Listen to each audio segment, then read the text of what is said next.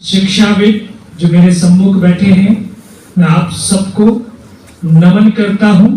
ये भारत की युवा शक्ति आपको भी प्रणाम करता हूं। जय हिंद।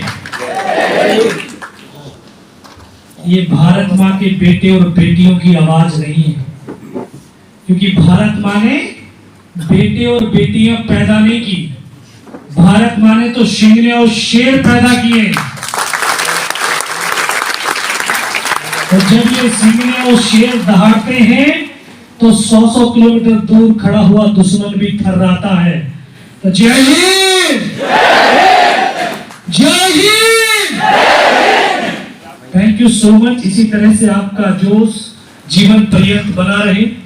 और आज हम बहुत खुश नसीब हैं कि वर्ष 2024 मां भारती के उन सपूतों की याद में उन कारगिल की स्वर्णिम जीत का सिल्वर जुबली वर्ष मना रहे हैं। और पूरा भारत उन वीरों को नमन और सत सत वंदन कर रहा है। हम सौभाग्यशाली हैं और भी सौभाग्यशाली हैं कि हमने इस भारत मां के गर्भ से जन्म लिया है। ये मिट्टी जप की, तप की, ज्ञान की, विज्ञान की, पुरुषार्थ की, परमार्थ की, वीरों की, वीरांगनाओं की मिट्टी है। ऐसी मिट्टी से, ऐसे गर्भ से जिसमें 84 लाख योनियों के बाद एक मनुष्य का शरीर मिलता है और वो इस भारत मां के गर्भ से मिला है, इससे बड़ा सौभाग्य हमारा नहीं हो सकता। शायद हमने 100 जन्मों कुछ पुण्य कर्म किए होंगे, तब जाकर के ये भारत मां का गर्भ हमें मिला। मैं अभी सर अप्रैल में तुर्की गया, पहली विदेश यात्रा थी। सोचा कि देखता हूं कि वहां की मिट्टी और यहाँ की मिट्टी, वहां की हवा और यहाँ की हवा में, वहां के इंसान के लहू में और यहाँ के इंसान के लहू में कुछ फर्क होगा। लेकिन कुछ भी फर्क नहीं था। पेड़ पौधे भी ऐसे ही थे, हवा भी ऐसे ही थे, इंसान भी ऐसे थे। लेकिन एक फर्क था, भाव और भावनाओं का फर्क था। वो उस देश को एक धरती का खंड मानते हैं, लेकिन हम इस खंड को भारत मां मानते हैं। भारत मां मानते हैं तो भारत का गान और भारत का गीत गाते समय सच्ची श्रद्धा और भाव होना चाहिए। होना चाहिए कि नहीं? जब हम राष्ट्र गीत गाते हैं, राष्ट्र गान गाते हैं, तो कैसे खड़ा होना चाहिए? सावधान की मुद्रा में खड़ा होना चाहिए। मैं देख रहा था कि कुछ छात्र और छात्राएं आराम से इस तरह से खड़े हुए। मैं प्रोफेसर नहीं हूं, लेकिन टोकना मेरा दायित्व है। सावधान की मुद्रा में क्यों? इसका कभी बारे में सोचा? तो जब सावधान खड़े होते हैं या हम जब लेटते हैं तो अष्टांग दंडवत प्रणाम होता है। जब हम खड़े होते हैं तो मन, मस्तिष्क और आत्मा, यानी मन, शरीर और आत्मा एक सीध में होती है। हम सच्चे मन से उससे जुड़ते हैं। हम एक फील कर पाते हैं कि जब राष्ट्रगान और राष्ट्र गीत हो रहा होता है तो हमारा तिरंगा जो हमारे शहीदों की सांसों से लहरा रहा है, उसको हम फील कर सकते हैं। तो कभी भी आप जीवन में जब ये राष्ट्रगान और राष्ट्र गीत हो तो इस तरह से हाथ करके खड़े मत होइएगा, या तो फिर वहां से बाहर निकल जाइएगा। अगर आपको इस तरह का आभास होता है कि मैं सावधान नहीं रह सकता या नहीं रह सकते, मैं एनसीसी के बच्चों को भी विशेष रूप से शुभकामनाएं देता हूं। इन्होंने बहुत अच्छा गार्ड ऑफ ऑनर दिया है, सम्मान दिया है। आपके इस सम्मान को मैं सलाम करता हूं। इनसे मुझे वार्तालाप करने का कुछ समय का मौका मिला। कुछ जो जूलॉजी वाले स्टूडेंट्स हैं उनसे संवाद करने का मौका मिला। इनसे जो प्रश्न किया था वो प्रश्न आपसे भी करना चाहता हूं। अभी में पिछला 1 साल अभी हुआ है, लगभग 4 लाख स्टूडेंटों से संवाद कर चुका हूं और आप सबसे वही एक सवाल, एक प्रश्न मेरे मन में कचोटता है, क्योंकि मैंने उस प्रश्न को सुना नहीं, जिया है। आप यहां पर दयानंद, महर्षि दयानंद सरस्वती विश्वविद्यालय के प्रांगण में हैं। आप जिस भी डिपार्टमेंट में हैं, जो भी आप कर रहे हैं, क्यों कर रहे हैं, यह आपके अंदर से सवाल उठता है क्या? आप भोजन करते हैं तो क्यों करते हैं? क्योंकि भूख लगती है, इस मसल्स को ताकत चाहिए, तो आपको भोजन की आवश्यकता है। तो आप जो पढ़ रहे हैं तो क्यों पढ़ रहे हैं? जीवन में उसकी क्या आवश्यकता है, उसका पर्पस क्या है? जब तक आपको पर्पस मालूम नहीं होगा तो आपके अंदर पैशन नहीं आ सकता। पैशन वो जुनून, वो पागलपन, वो दीवानगी जो एक इंसान को अंधा कर देती है।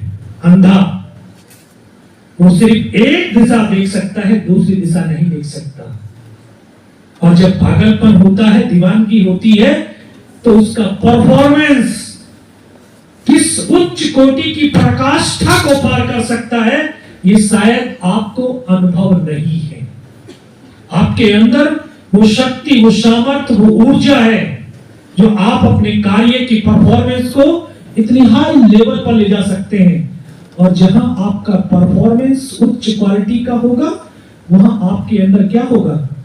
पॉजिटिविटी, सकारात्मकता।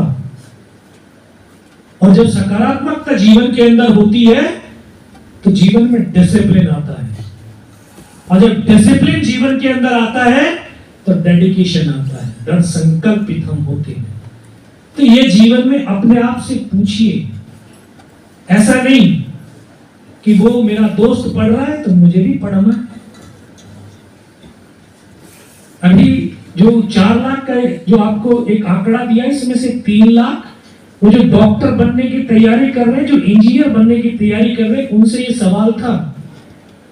और उनमें से 3 लाख में से एक स्टूडेंट को अपने जीवन का पर्पस मालूम था, सर डॉक्टर इसलिए बनना है क्योंकि पैसा कमाना है। तो क्या तुझे आपके पर्पस का मालूम है तो तुम जरूर डॉक्टर बनोगे।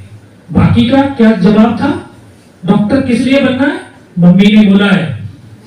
अच्छा, इंजीनियर किस लिए बनना है? पापा ने बोला है।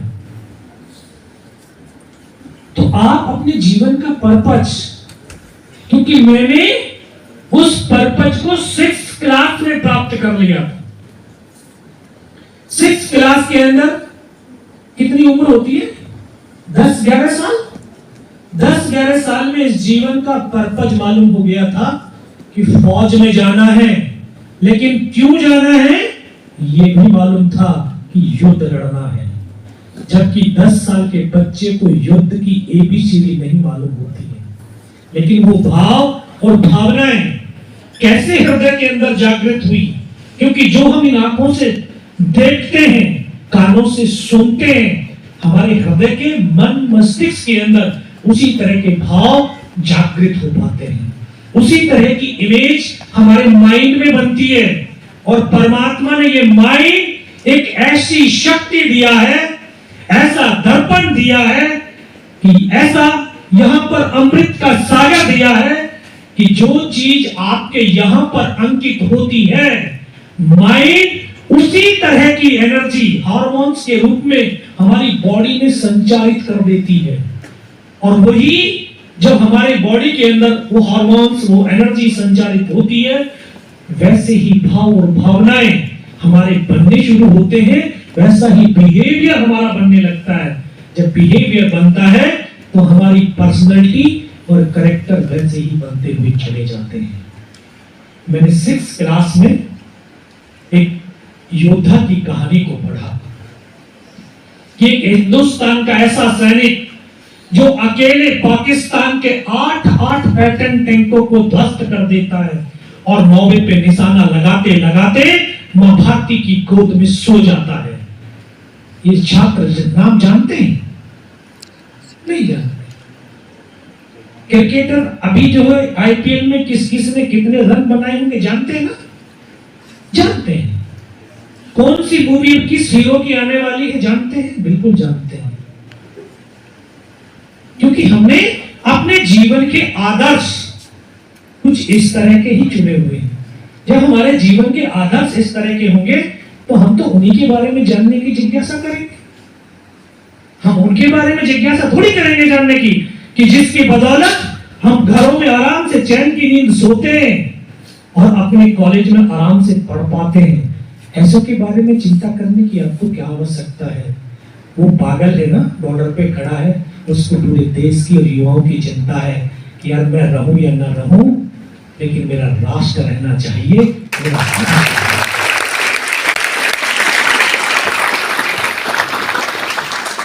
उस योद्धा का नाम था वीर अब्दुल हमीद।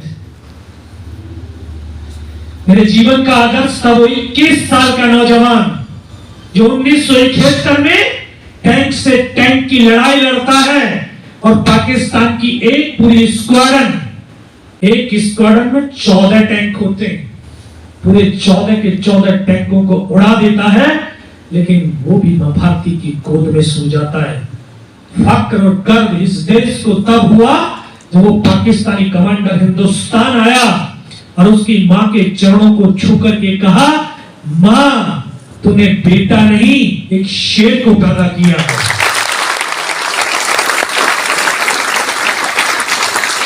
जानते हैं उसका कहां से जाना, लेकिन फिल्मी हीरो देवानंद को तो जानते होंगे, जानते कि नहीं? क्योंकि उसकी खूबसूरती बहुत सुंदर थी।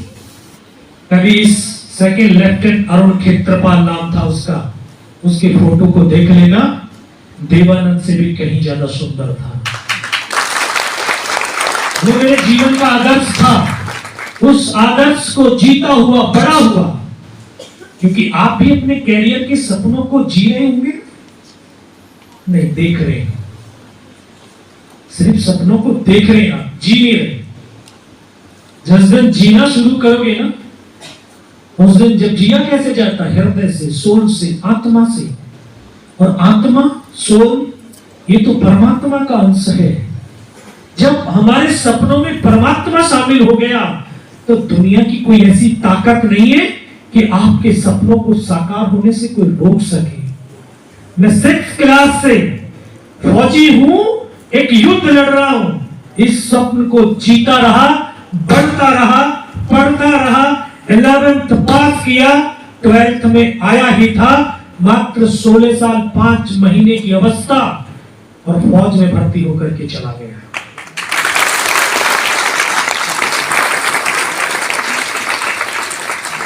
राष्ट्र कवि दिनकर जी ने बहुत सुंदर 2 लाइनें कही थी, शायद पढ़ी होगी आपने, कि 2 में से तुम्हें क्या चाहिए, कलम या तलवार, मन में ऊंचे भाव की, तन में शक्ति विजय अपार।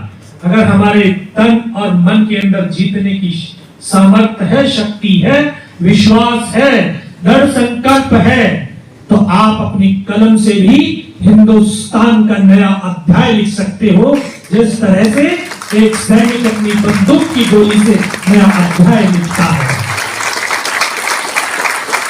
ये तभी संभव हो पाएगा जब आप सपनों को जिएंगे। फौज की ट्रेनिंग आग की तप्त भट्टी होती है, आप भी यहां पर ट्रेनिंग कर पा रहे हैं, ट्रेनिंग का पार्ट है आप जो इस विश्वविद्यालय के अंदर है। यहां एक प्रयोगशाला है, ये नर्सरी है, पेड़ पौधे आकर के आ गए यहां पर, अब इनको वृक्ष बनना है अलग अलग दिशाओं में। यूनिवर्सिटी से नेता भी बनता है, यूनिवर्सिटी से बड़े डकैत भी बनते हैं, यूनिवर्सिटी से प्रोफेसर भी बनते हैं, यूनिवर्सिटी से इंजीनियर भी बनते हैं, इस यूनिवर्सिटी से बहुत कुछ निकलता है। और उसी तरह उसी प्रकार से आप अपने यहां से निकल पाएंगे जिस तरह के आपके अंदर भाव और स्वभाव होगा। जिस तरह से एक फौजी आग की भट्टी में तपता है, एक लोहा आग की भट्टी में तपता है, पिघलता है और फिर एक नई आकृति में तब्दील होता है। अगर आपने तपन सहन कर लिया तो आपकी नई आकृति बनना सुनिश्चित है।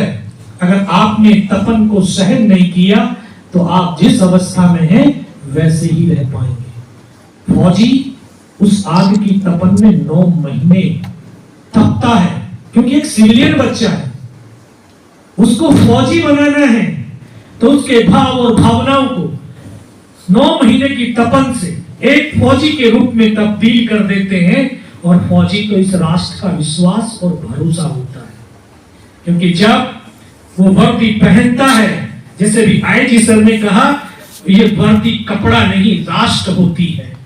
तो ये वर्दी 140 करोड़ हिंदुस्तानियों के विश्वास और भरोसा होती है। तिरंगे की आन बान और शान जो वर्दी होती है, जिसकी खातिर एक सैनिक पल भर के अंदर अपने लहू की आखिरी बूंद और जीवन की अपनी आखिरी सांस को कुर्बान कर देता है, ऐसी ये पावन और पुनीत वो वर्दी होती है। इसको ऐसे नॉर्मल बदन पर पहन नहीं सकते हैं, ये तो कुंदन के बदन पर ही शोभायमान होती है। वही इस बदन को, इस वर्दी की जो सौम्यता है, उसकी गौरव है, उसको ही संभाल पाता है। उस वर्दी को पहन करके पहली पोस्टिंग कश्मीर में गया। आज एहसास होता है गया नहीं था, मुझे तो मेरे परमात्मा ने वहां पर भेजा था, क्योंकि हम इन आंखों से उतना देख सकते जितना देखा जा सकता है। परमात्मा तो हमारे जन्म से लेकर के मृत्यु तक के पूरे जीवन के रास्ते को, पथ को देख सकता है। उसको मालूम था इस धरती पर कुछ दिन के बाद बड़ा युद्ध होने वाला है, तो बड़े युद्ध को लड़ने से पहले छोटे युद्धों का हिस्सा बनना जरूरी होता है। जिस तरह से आप आज यूनिवर्सिटी में बैठे हैं ना, विश्वविद्यालय में, उससे पहले आपने 10th और 12th पास किया था, तभी आप यहां तक पहुंचने के लिए काबिल हुए थे। अब यहां से अपने कैरियर में जाने के लिए, प्लेसमेंट होने के लिए, जॉब पे, नौकरी पे जाने के लिए, तो ये यूनिवर्सिटी का आपको जो ये तपन है, जो यहाँ का संघर्ष है, वो सहन करना पड़ेगा, तभी आप अपने कैरियर की लड़ाई को लड़ पाएंगे। तो उस बड़े युद्ध को लड़ने से पहले छोटे युद्धों का हिस्सा, तो वहां तो एक 1990 से आज तक हिंदुस्तान की फौज कश्मीर के अंदर एक उग्रवादियों के साथ, दहशतगर्दों के साथ एक युद्ध लड़ती हुई चली आ रही है। उस युद्ध का हिस्सा बनने का मुझे सौभाग्य मिला। समय धीरे धीरे गुजरता गया। बच्चों, जानते हो जीवन में सबसे बेशुमार कीमती चीज क्या है? समय।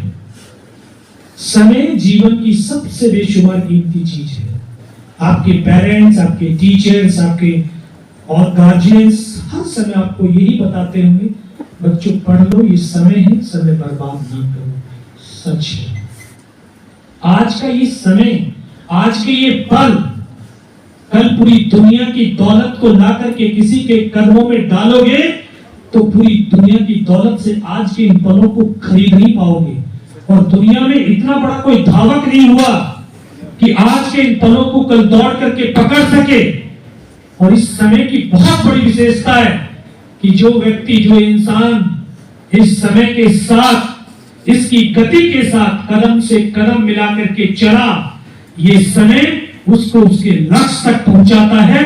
और अगर आप रुक गए तो इसकी और बड़ी विशेषता होती है, ये आपकी बाजू पकड़ करके साथ में चलने वाला नहीं है, आपको जहां थे वहीं पर खड़ा हुआ छोड़ करके चला जाएगा। इस समय के महत्व को समझना। आज से 10 साल के बाद आप सोचोगे कि मैं वापस आकर के विश्वविद्यालय में बैठ जाऊंगा, मुश्किल है। तो इसलिए समय का महत्व को समझना। समय अपनी गति से चलता रहा। वर्ष 1998 में आया, जिस तरह से आईजी साहब ने अभी जिक्र किया, पाकिस्तान के अंदर परवेज मुशर्रफ एक चीफ ऑफ आर्मी स्टाफ थे, नवाज शरीफ वहां के प्रधानमंत्री थे, हिंदुस्तान के प्रधानमंत्री माननीय अटल बिहारी वाजपेयी। 1998 में भारत और पाकिस्तान दोनों ने परमाणु परीक्षण किया। परमाणु परीक्षण के बाद तत्कालीन प्रधानमंत्री जी ने यह एहसास किया, आभास किया कि दोनों ही राष्ट्र बारूद के ढेर पर आकर के खड़े हो गए। छोटी सी भी नफरत की चिंगारी पूरी मानवता का विनाश कर सकती है। इसलिए उन्होंने शांति का पथ अपनाया। और बच्चों, ये सत्य है, जहां शांति होती है वहीं उन्नति और प्रगति भी होती है। किसी राष्ट्र की उन्नति और प्रगति के लिए राष्ट्र में शांति चाहिए, और एक व्यक्ति की उन्नति और प्रगति के लिए भी एक व्यक्ति के मन और मस्तिष्क के अंदर भी शांति चाहिए। अगर हमारे मन और मस्तिष्क के अंदर विचारों का द्वंद्व चलता रहेगा, युद्ध चलता रहेगा, तो जीवन में हम कभी कोई डिसीजन नहीं ले पाएंगे, हम कभी आगे नहीं बढ़ पाएंगे। जब शांति होती है ना, आपको भी बताया सागर है, तो जब शांत होता है मन, पानी अगर शांत है तो शांत क्या होता है? शांत पानी दर्पण होता है, दर्पण, जिसमें आप अपने चेहरे को, अपने आप को देख सकते हो। और जब द्वंद्व चलता है तो विचारों में उबाल आता है, पानी उबलते हुए में आप अपनी शकल को नहीं देख पाओगे। इसलिए जीवन में उन्नति और प्रगति के लिए हमारे मन और मस्तिष्क के अंदर शांति चाहिए।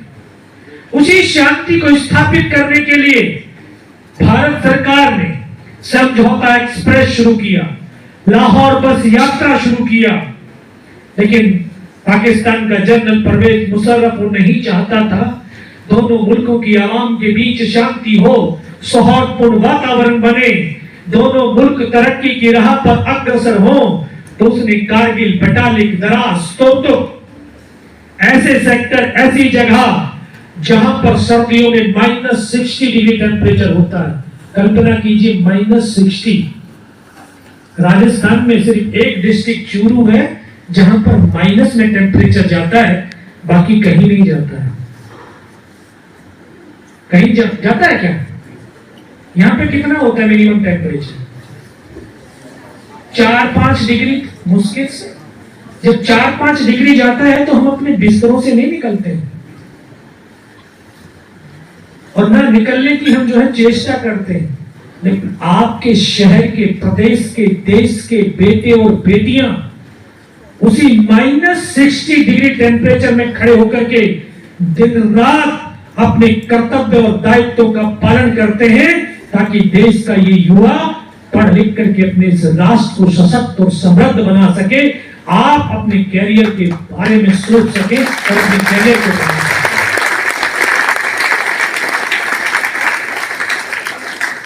जब ये कारगिल शुरू हुआ, मई और जून का महीना, जब मध्य भारत गर्मी से तपता है, तब वहां पर 25 साल पहले रात का टेम्परेचर -20 डिग्री था। 13,000 से 18,000 फीट ऊंची पहाड़ियां जो वर्ष भर बर्फ से ढकी रहती थी। हाइट्स हमेशा एडवांटेज देती है। दुश्मन तो हाइट पर बैठा हुआ था, उसके पास पूरा एडवांटेज था, दूर तक देख सकता था, तो दूर तक देख करके मार भी सकता था। इसलिए हिंदुस्तान के सैनिक जब वहां पहाड़ियों पर आए, पहाड़ियों के शिखरों पर चढ़ने लगे, तो कंधे से कंधा, कदम से कदम मिला करके एक के बाद एक अपनी शहादत को देते हुए, संघर्ष करते हुए, लड़ते हुए उन पहाड़ी शिखरों पर बने हुए पाकिस्तान के बंकरों का कब्रिस्तान बनाना शुरू कर दिया था।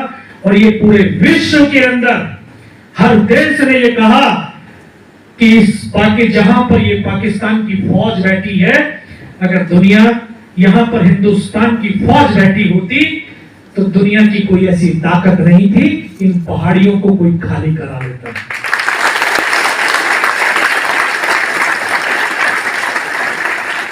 इस मिट्टी में शायद कुछ बात है, कुछ जज्बात है। इस भारत माँ ने जब एक शीश मांगा है, तो हमारे लाखों बेटे और बेटियों ने इस राष्ट्र को लाखों शीश कुर्बान किए हैं। ये इस मिट्टी की विरासत है। कभी कल्पना किया, देखा है कि गोलियां लगती हैं और गोलियों की परवाह न करते हुए, जख्मों की परवाह नहीं करते हुए वो आगे की तरफ बढ़ता जाता है। जब तक उसके कदमों में जान होती है, इस सीने में सांस होती है, उसके कदम आगे की तरफ बढ़ते, पीछे की तरफ नहीं होते। ये मैंने देखा नहीं, वहां पर जिया है, वहां पर जिया है। जो अभी कारगिल वॉर मेमोरियल देखते हैं आपने टीवी में देखा होगा, अखबारों में देखा होगा। उस कारगिल वॉर मेमोरियल के पीछे एक पहाड़ी दिखती है, उस पहाड़ी का नाम तोलोलिंग टॉप। उस पहाड़ी पर हमने 22 दिन तक युद्ध लड़ा था और 22 दिन के दौरान उस संघर्ष करते करते 2 ऑफिसर, 2 जूनियर कमीशन ऑफिसर और 21 जवानों की शहादत दी थी। तब जाकर के 12 जून 1999 को हिंदुस्तान की सेना ने पहली सफलता के रूप में वो तोलोलिंग टॉप पुनः प्राप्त किया था।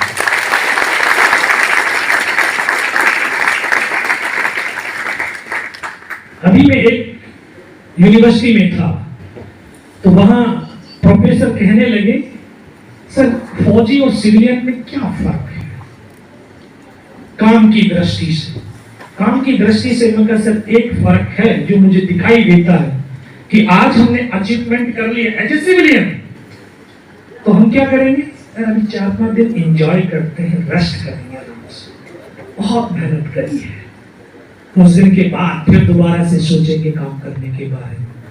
लेकिन फौज में नहीं होता। आज काम समाप्त है तो कल दूसरा काम स्टार्ट है। आज हल्का काम था तो कल कठिन काम मिलने वाला है।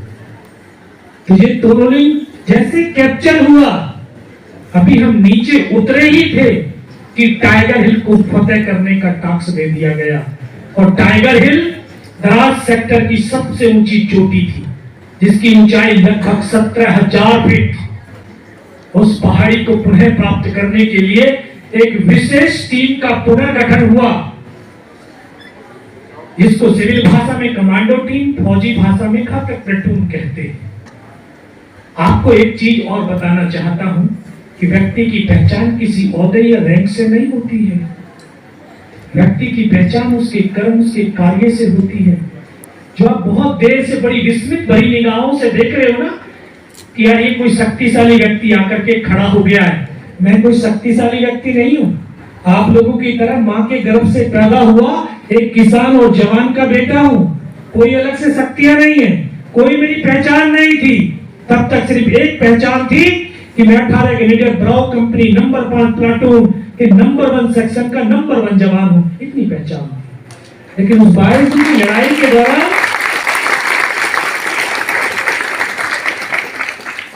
हम 15 जवानों की टीम, जिसका काम था फॉरवर्ड में लड़ रहे जवानों को राशन और अम्नेशन पहुंचाना, 15 में से हम 3 जवान ऐसे थे जो 22 दिन तक बिना खाए, बिना सोए, बिना रुके, बिना थके लगातार चलते रहे।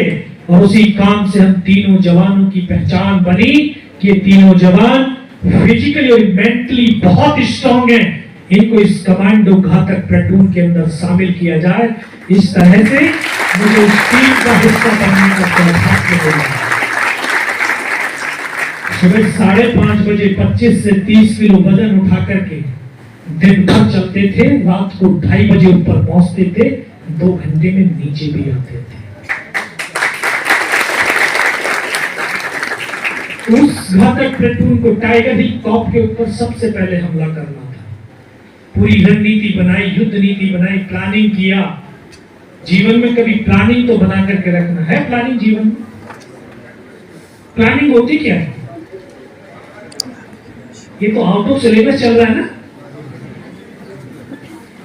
बेटा। मैं भी जो ना प्रोफेसर तो नहीं रहा, लेकिन प्रोफेसर जैसा ही रहा और 40 साल से ऊपर की अवस्था के स्टूडेंट थे मेरे बरेली में। सर 8 साल रहा। 40 साल की अवस्था पता कौन सी होती है? जब पढ़ने का इच्छा शक्ति खत्म हो जाती है।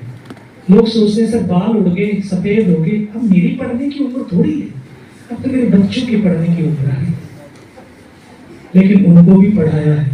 तो आपके बैठने से और देखने से आभास हो जाता है कि कौन सुनने का इच्छुक है, कौन नहीं। लेकिन आप बहुत तन्मयता के साथ सुन रहे हैं, शायद आत्मसात कर रहे होंगे। तो उस टुकड़ी को सबसे पहले ऊपर चढ़ा। हाइट ज्यादा थी तो इसलिए एडवांटेज क्यों जो दुश्मन के पास था उसको डिसएडवांटेज कैसे किया जाए, इसके ऊपर हमने विचार विमर्श किया, प्लानिंग किया कि रात का सहारा लेते हैं ताकि वो हमारे मूवमेंट को, हमारी हरकतों को देख ना सके, ताकि हम जल्दी से नजदीक और जल्दी से जल्दी उनके नजदीक पहुंच करके दुश्मन को सरप्राइज कर सके। लेकिन कुछ लोगों की मानसिकता है ना देश में, अरे फौजी हैं तो मरने के लिए ही तो है। लेकिन उनकी मानसिकता को ठीक करने के लिए कह रहा हूं, फौजी मरने के लिए नहीं होता, फौजी तो मरने के लिए होता है।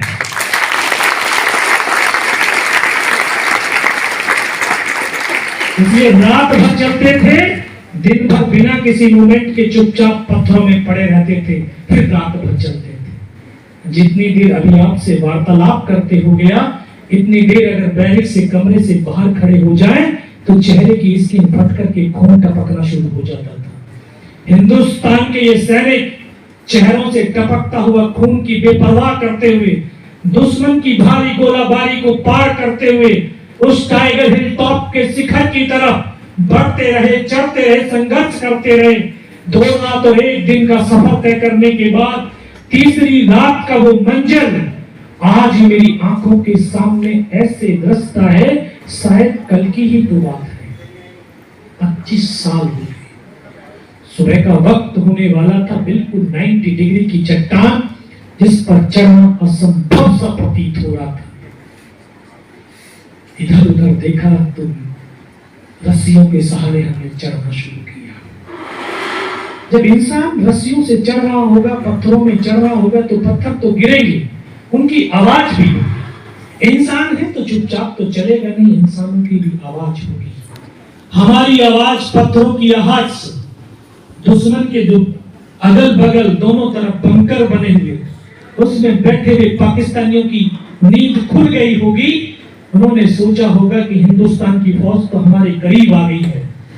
दोनों तरफ से इस तरह से फायर खोल दिया। हमारा 21 जवानों की टीम, उसका रास्ता कट ऑफ हो गया। केवल और केवल 7 जवान हम ऊपर चढ़ पाए थे। ऊपर चढ़े तो सामने दुश्मन के फिर 2 बंकर। हम 7 जवानों ने आधाधुंध फायरिंग किया। उसमें बैठे हुए तमाम पाकिस्तानी सैनिकों को पल भर के अंदर मौत के घाट उतार दिया।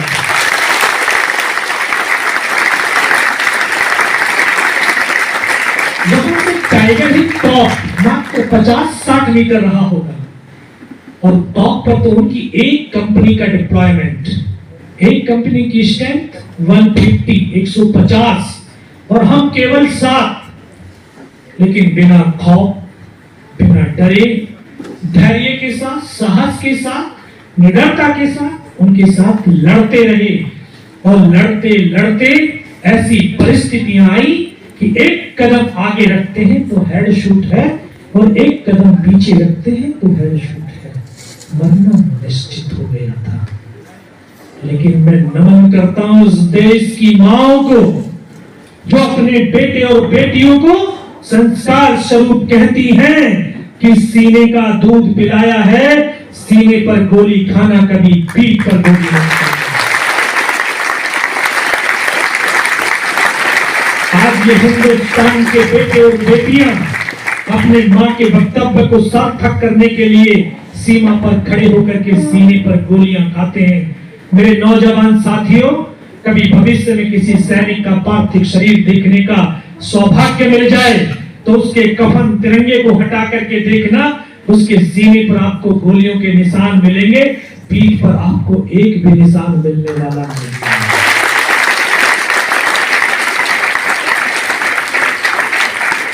ये आप भी जानते होंगे, इतने तो समझदार और बड़े हो चुके हैं आप, क्योंकि आपकी समझदारी आपकी इस अवस्था में बहुत बड़ी हो गई है।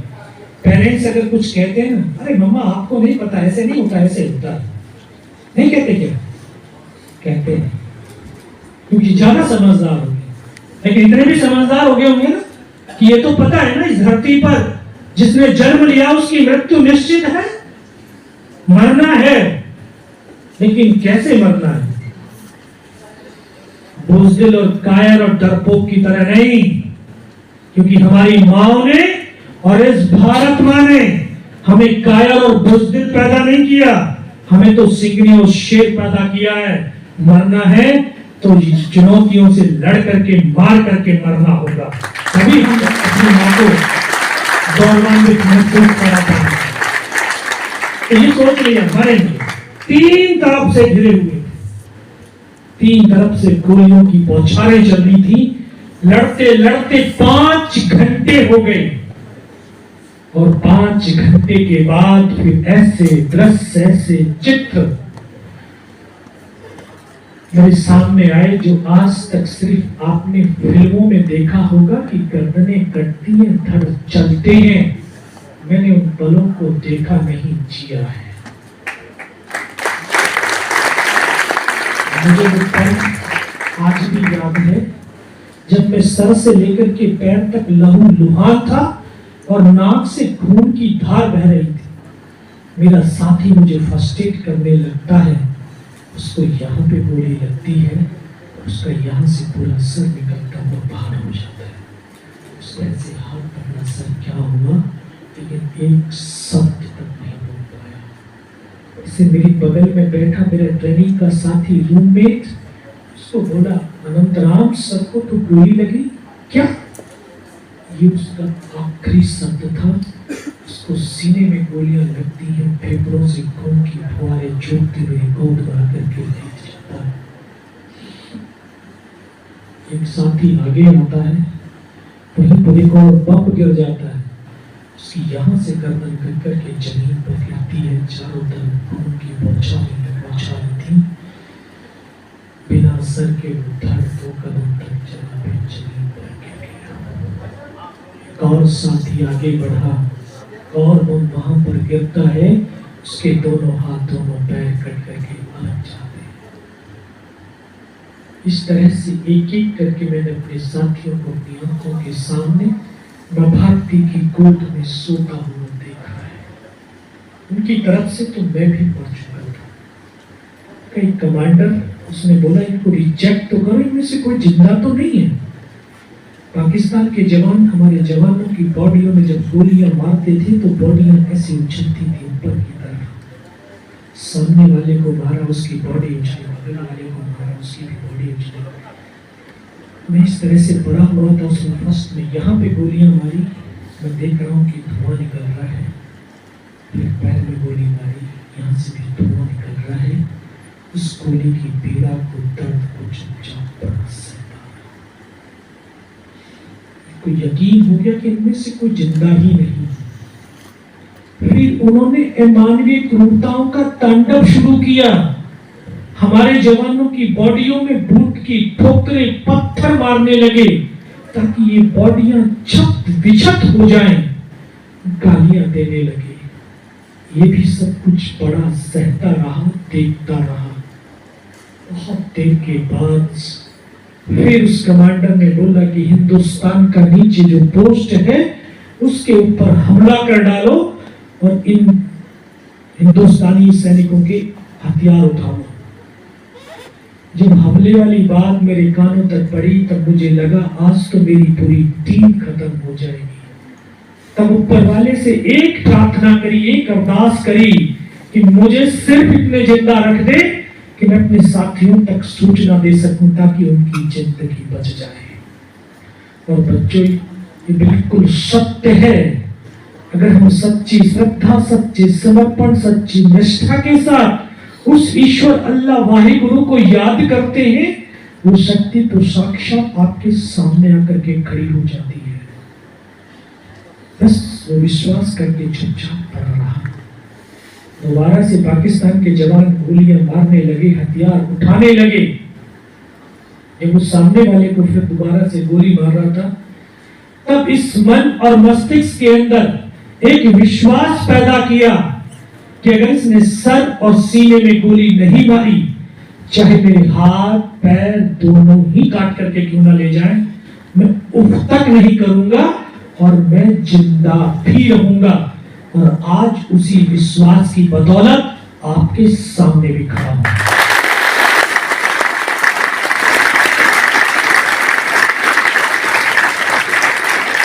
महाभारत देखिए महाभारत, उसमें एक पात्र था पिता में भीष्म। जानते हैं उसने जीवन में क्या किया था? दृढ़ संकल्प ही किए थे, अपने आप से कमिटमेंट ही किए थे, अपने आप से प्रतिज्ञाएं तो की थी। और उन प्रतिज्ञाओं, अपने आप के कमिटमेंट में कितना बल और पावर है, शायद उसका एहसास आपको नहीं हुआ होगा। आप करके देखिए अपने आप से कमिटमेंट। उन्होंने वो कमिटमेंट किया तो उन्होंने अपनी इंद्रियां नहीं, ज्ञान इंद्रियां नहीं, अपनी मौत को भी अपनी मुट्ठी में बांध लिया था। अर्जुन ने इतने बाण उनके शरीर में मारे थे कि रोम रोम उनका शरीर बाणों से पिट गया था, लेकिन अर्जुन भी उसके प्राणों को नहीं हर पाया था। वो दृढ़ संकल्प, आपके खुद के डिटर्मिनेशन और उसमें विश्वास में ताकत है। क्योंकि यहां जब आप अपने आप से कमिटमेंट करते हो तो आपकी जो चारों शक्तियां हैं, आपके शरीर की शक्ति, आपके मन की शक्ति, आपकी भावनात्मक शक्ति और आपकी स्पिरिचुअल शक्ति एक साथ इकट्ठी हो जाती है तो वो वज्र बन जाती है। वज्र अभेद्य लक्ष्य, अभेद्य, उसको कोई भेद नहीं सकता है। तो वो शक्ति आपके अंदर पैदा हो जाती है। आप अपने जीवन में कभी कमिटमेंट तो कीजिए। तो वही कमिटमेंट किया और उस कमिटमेंट का आप रिजल्ट देख रहे हो कि मैं आपके सामने खड़ा हूं। अगर वो जीवन में शायद कमिटमेंट ना करता तो मेरी भी कहीं मूर्ति बनी हुई होती और उस पर कबूतरों की बीट पड़ी हुई होती और आप जैसे नौजवान कभी मरण दिवस और जन्म दिवस के ऊपर उन बीट को साफ करके एक माल्य अर्पण करते होते हैं, उस दिन जय जयकार करते। यही तो करते हैं हम लोग। और यही करते हो कि 15 अगस्त 26 जनवरी को देशभक्ति जगती है, उसी दिन आपको याद आता है अरे यार ये तो शहीद का कोई पुतला है, चलो इसको साफ कर देते हैं। शहीद तो रोज होते हैं, रोज हमारे आस पास में रहते हैं, लेकिन हम उनको जानने की कभी चेष्टा नहीं करते। तो ये बच्चों आपके दृढ़ संकल्प की ताकत है। आप जो चाहते हो, जैसा चाहते हो, आप अपने डिटर्मिनेशन से, दृढ़ संकल्प से, अपने आप के कमिटमेंट से वो बन सकते हो। तो आया दोबारा से, उसने फिर भी बाजू में पैर में गोली मारी, इन आंखों से देख रहा कि 2 कदम चला, रुक गया। तब मुझे लगा शायद इसको आभास हो गया मैं जीता हूं। तब लगा, इतने में सोच ही रहा था कि कल्पना ही चल रही थी कि वो तुरंत वापस मुड़ा, उसने राइफल सीने की तरफ कर दिया। तब लगा ये अब नहीं बचेगा। लेकिन कहते हैं जाको राखी साइयां मार सके ना कोई, और इस देश को भारत मां बोलते हैं, ऐसे नहीं बोलते। ये कंकर और मिट्टी वाली जमीन नहीं है, ये सजीव है। मां भारती अपने बेटों की वीरता, शौर्य, पराक्रम और बलिदान को कभी दफन नहीं होने देती। इसी राजस्थान की मिट्टी का वो सपूत जिसमें बैटल ऑफ रजंगला 120 जवानों के साथ लड़ा, जिसमें से 114 जवान वहां पर शहीद हो गए, 4 ही बचकर के मां भारती की कृपा से आए, जिन्होंने उस बैटल ऑफ रजंगला की दास्तानों को सुनाया है। तो मां भारती अपने बेटों की शौर्य वीरता को कभी दफन नहीं होने देती। शायद मां भारती के बेटों ने जो शौर्य, जो पराक्रम, जो बलिदान दिया, उसको मैं दुनिया तक पहुंचा सकूं, शायद मां भारती ने मुझे वो माध्यम चुन लिया होगा। तभी तो जब उसने गोली चलाई तो यहाँ पे पर्स रखा था, पूरी पैंट फट गई थी चलते चलते, उसमें भी 5-5 रुपए के कुछ सिक्के थे। शायद मां भारती ने वो सिक्के इकट्ठे कर दिए होंगे, जब गोली चली तो जाकर के सिक्कों से टकराई और रिकोचिट हो गई। गोली के धक्के से, फोर्स से, पावर से मुझे आभास, एहसास हुआ मैं मर गया हूं। पाकिस्तान का दूसरा जवान आया होगा, मेरा हथियार उठा करके शायद जा रहा होगा, उसका पैर मेरे पैर से टकराया, तब मुझे एकदम से चेतना आई, मुझे लगा मैं तो जिंदा हूं। तब एक अंतर्मन से आवाज है कि योगेंद्र अभी तक नहीं मरा तो अब मरेगा भी नहीं। मेरे पास एक हैंड ग्रेनेड बचा था, मैंने अपने हैंड ग्रेनेड से हमला किया। जो हमारे हथियार उठा करके पाकिस्तान का जवान जा रहा था, उसके कोट के अंदर जो हुड लगा हुआ था, वो ग्रेनेड उसके हुड के अंदर जा गिरा। जब तक वो ग्रेनेड को निकाल पाता, ग्रेनेड फट गया, उसका यहां से पूरा सर उड़ा और हमारे ऊपर आकर कैसे गिर गया। पाकिस्तान के जो सैनिक खड़े थे उनमें खलबली मची कि इनमें से कोई जिंदा है। कुछ बोले जिंदा नहीं, नीचे से रिइंफोर्समेंट टांगी है। फिर गोलियों की बौछारें शुरू हो गई। वही एक मौका था मेरे पास। मैंने दोनों हाथों से उसकी राइफल को उठाने की चेष्टा करी, लेकिन इस हाथ की तो पूरी हड्डी निकल के बाहर थी। सिर्फ कंधा कंधा हिला। फिर एक हाथ से ऐसे राइफल को उठाया, इस हाथ से पलटा खाया और वहां से ऐसे फायरिंग किया। 3-4 पाकिस्तानियों को पल भर के अंदर मौत के घाट उतार दिया।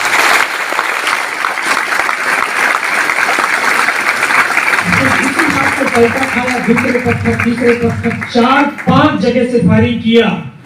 तो उनको ये आभास एहसास हुआ कि यहाँ अकेला नहीं है, हिंदुस्तान की फौज की दूसरी टुकड़ी ऊपर चढ़ाई है। और वहां से वो भाग खड़े हुए, उनके हौसले पर मैं बेबस और लाचार हो गया था। किस लिए?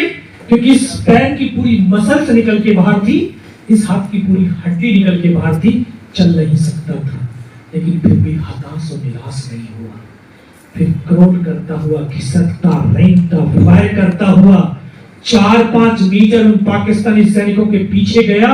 तो 4-5 मीटर जाने के बाद देखता हूं सामने तो उनका लंगर चल रहा है, उनके लिविंग टेंट लगे हुए, उनकी वेपन के डिप्लॉयमेंट, और वो सब कुछ छोड़ करके भागते चले जा रहे हैं।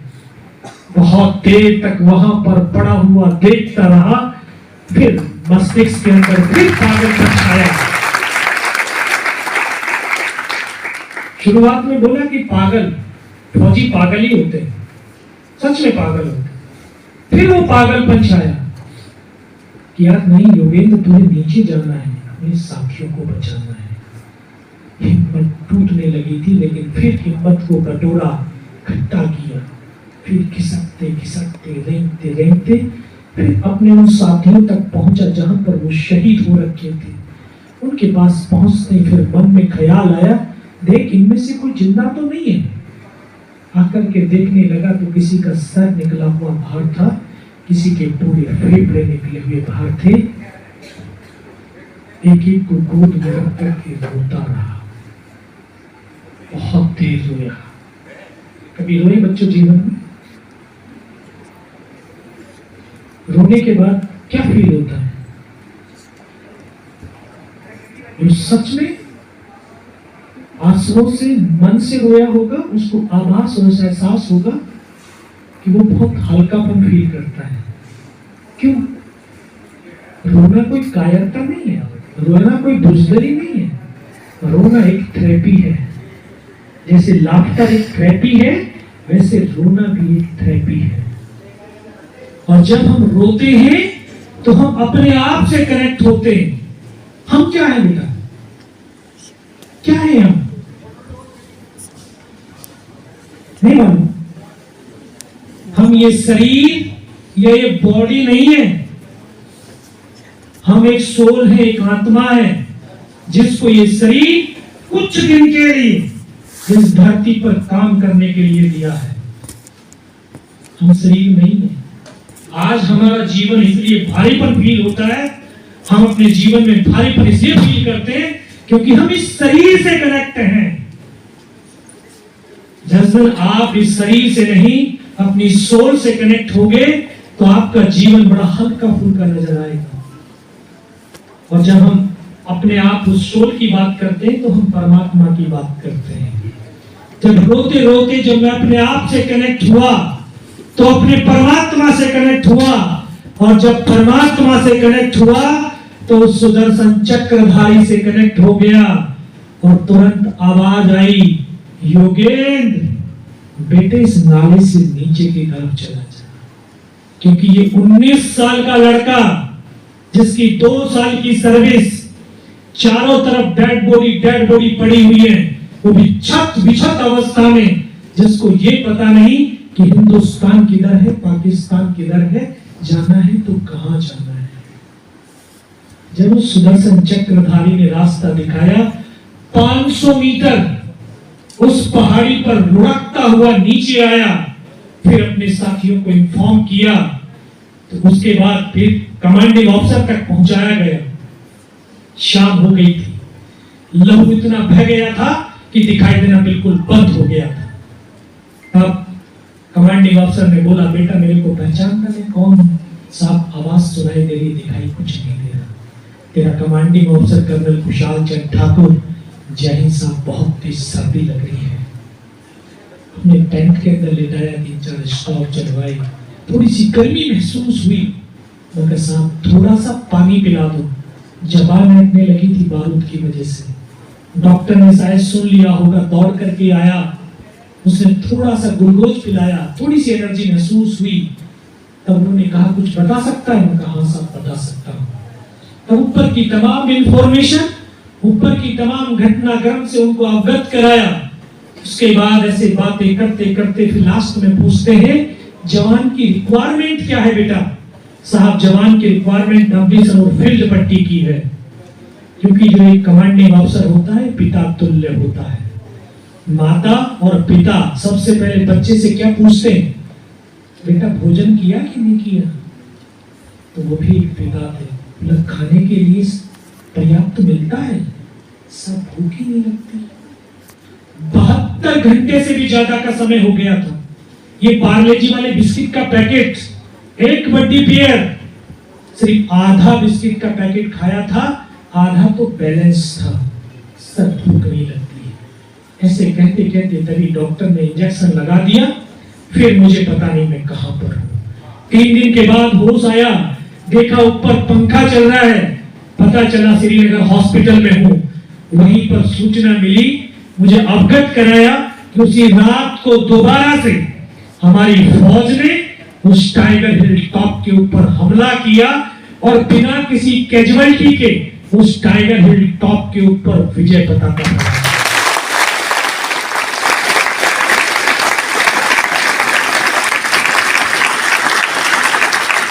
टाइगर हिल की जीत के बाद कारगिल युद्ध का U-टर्न हो गया, सीज फायर हो गया, और आज हम 26 जुलाई को कारगिल विजय दिवस के रूप में मनाते हैं। मुझे भी वहां से दिल्ली रेफर कर दिया। 16 महीने हॉस्पिटल में रहा। 16 महीने के ट्रीटमेंट के बाद वापस भारतीय सेना में गया और 25 साल भारतीय सेना में सेवा दिया और 31 दिसंबर 2021 को सेवानिवृत्त हुआ हूं, लेकिन अपने कर्तव्य और दायित्वों से निवृत्त नहीं हुआ हूं।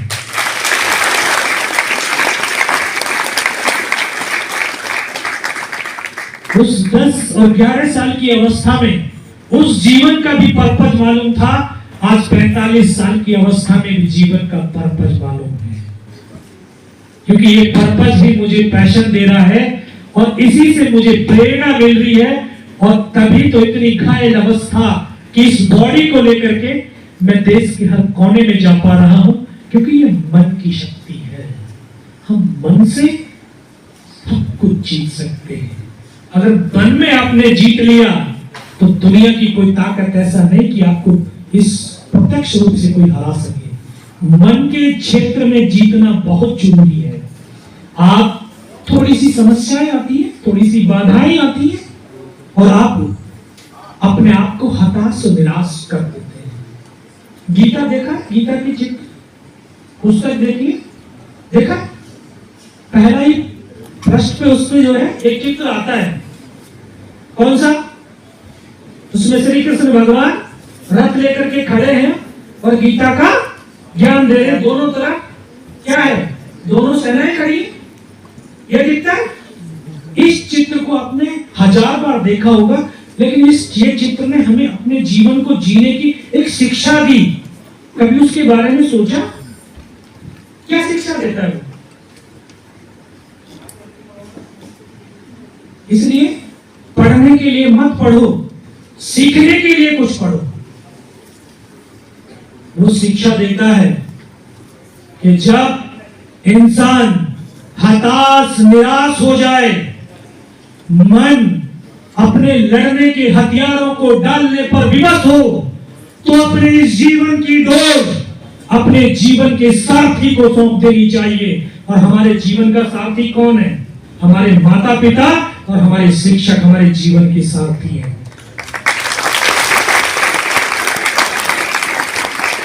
क्योंकि इस चित्र ने दिखा दिया कि जो दुनिया का सबसे धनुर्धर था, पूरी दुनिया को जीतने की सामर्थ्य रखता था, वो भी इस स्थिति में आ गया कि उसने हथियार डाल दिए। लेकिन उसने हथियार डाले उससे पहले अपने जीवन की डोर अपने जीवन के मित्र, अपने सखा श्री कृष्ण के हाथों में सौंप दिया। बच्चों, कभी जीवन में इस तरह की परिस्थितियां आई तो अपने जीवन की डोर अपने माता पिता, अपने टीचर को हाथों में सौंप देना, ये 100% है। सच कह रहा हूं कि आप कितनी ही बड़ी मुसीबत में हो, कितनी ही बड़ी दलदल में आप फंस गए हो, आपको वहां से, दलदल से, मुसीबतों से ये 2 साथी आपको निकाल करके बाहर लेकर आ जाएंगे। लेकिन हम बताते ही तो नहीं है। हम अपने जीवन की डोर ऐसे व्यक्ति को सौंप देते हैं जिससे हम परिचित ही नहीं। तो ऐसी गलतियां जब हम करते हैं, फिर हम घिर जाते हैं, हताश से निराश हो जाते हैं, बेबस हो जाते हैं, और फिर मन के अंदर क्या होता है? अरे ये जीवन बेकार है। बच्चों, जीवन बेकार नहीं है, जीवन बड़ा अनमोल है। और ये जीवन आपका नहीं है, ये माता पिता के दिया हुआ शरीर है, और इस शरीर के अंदर जो शक्ति है वो परमात्मा की है। तो आपका क्या है? कुछ भी नहीं। फिर इसको नष्ट करने की चेष्टा कैसे कर लेते हो? कैसे सोच लेते हो? कैसे वहां तक सोचने की हिम्मत आपके अंदर आ जाती है? जब दूसरे की चीज को आप खत्म कर सकते हो क्या? कर सकते हो क्या? अधिकार है आपका? नहीं है ना? तो फिर इस तरह की भावनाएं जीवन में कभी नहीं लाना। और दूसरी चीज एक और आपको बताना चाहता हूं। आपने ईसीजी कराई कभी? कराई नहीं होगी तो चित्र तो देखा होगा, उसमें ऐसे ऐसे होता है ना? वो भी हमें सीख देता है। क्या कहता है? कि हार्ट बीट चल रही है, इंसान जिंदा है, उसमें ऐसे ऐसे होता है। लेकिन और ऐसे हो गया तो चला गया। वो क्या दर्शा रहा है? क्या बता रहा है? इंसान का जीवन सरल सुगम रेखा के समान नहीं है। इंसान का जीवन ऊंचाई और नीचाई, कठिनाई और समस्याओं से घिरा हुआ है। और जो इंसान ऊंचाई और नीचाई, कठिनाई और समस्याओं का सामना करते हुए आगे बढ़ रहा है, वही तो जिंदा है, बाकी तो सब मृतक के समान है।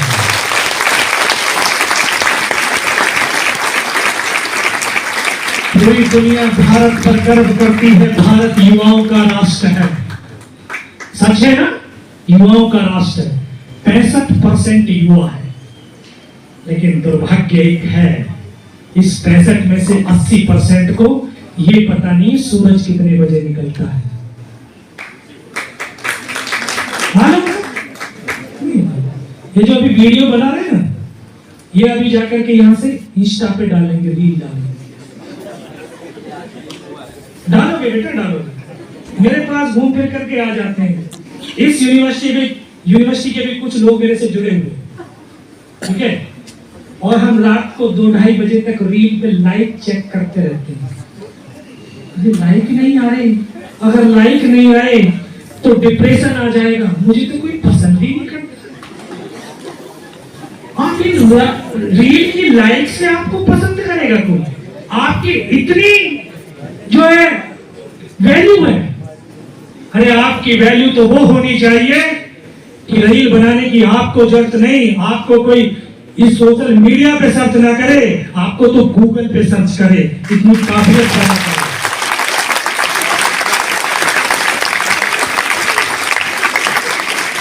गूगल पे सर्च होना आपको अच्छा लगेगा ना? लगेगा कि नहीं? तो सोशल मीडिया से थोड़ा सा दूरी बना करके रखे, उतना ही इस्तेमाल करें जितना जरूरत है।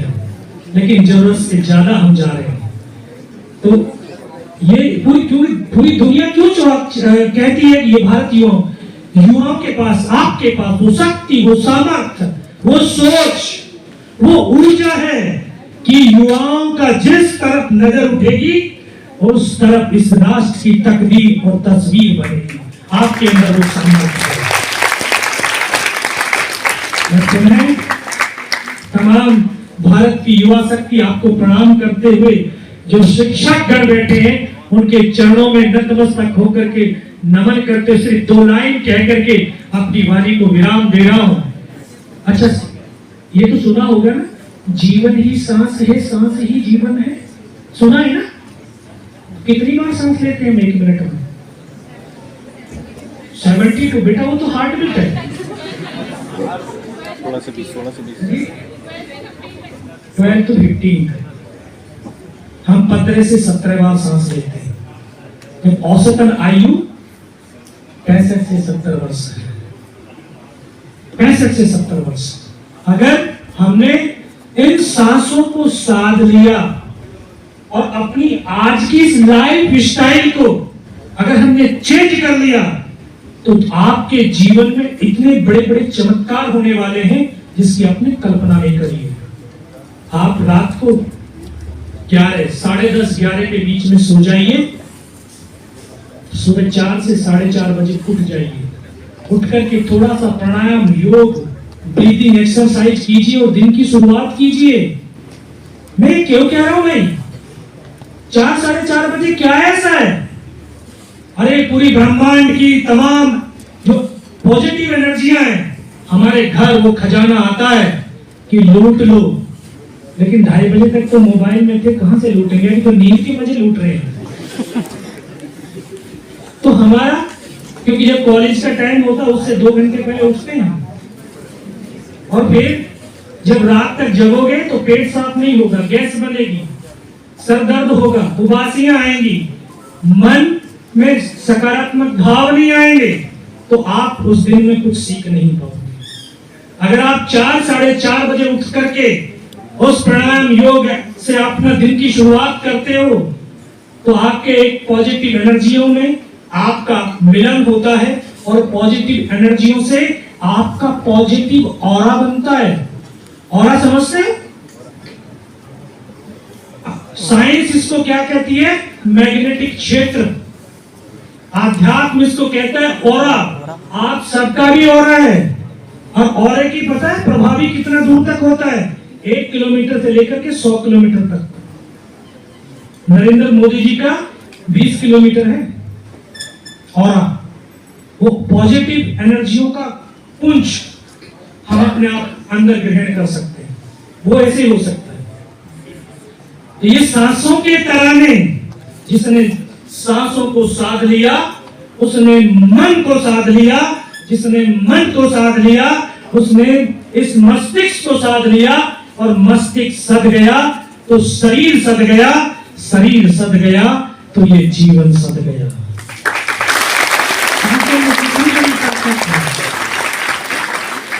जितनी गहरी और डीप सांस होगी उतना आपने देखा होगा आपके मन के अंदर शांति होती है, स्थिरता आती है। एक डूबने का मन करता है किसी काम के अंदर जब कर रहे होते हो, और जब तेज तेज सांस आती है तो मन में दूसरे विचार चल रहे होते हैं। आप, अब मैं बोल भी रहा हूं, मैं तब बोल पा रहा हूं कि मेरे होठों के हिलने और मेरे सांस की गति एक समानांतर है। और इसका प्रैक्टिकल करके देखना, आज दौड़ लेना, थोड़ी सी देर दौड़ना, आपको पता चल जाएगा थोड़ी देर के बाद सांसें उखड़ने लगेंगी। क्यों?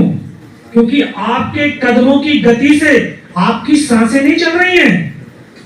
लेकिन आप प्रयास करते रहोगे, प्रैक्टिस करते रहोगे, कुछ दिन के बाद आप जितनी स्पीड से दौड़ रहे थे उतनी स्पीड से भी दौड़ोगे, आपकी सांसें नहीं फूलेंगी, क्योंकि आपकी सांसें आपके कदमों के साथ मेल खाना शुरू कर दिया है। तो ये सांसों के तराने हिंद का नवगान गाएगा, हमारा शौर्य ध्वज लेकर वो चंद्रयान गाएगा। हमारे प्राण माता भारती के पक्ष समर्पित हैं, हमारे लहू का हर कतरा हिंदुस्तान गाएगा, हिंदुस्तान गाएगा। बहुत बहुत धन्यवाद। जय हिंद, जय भारत।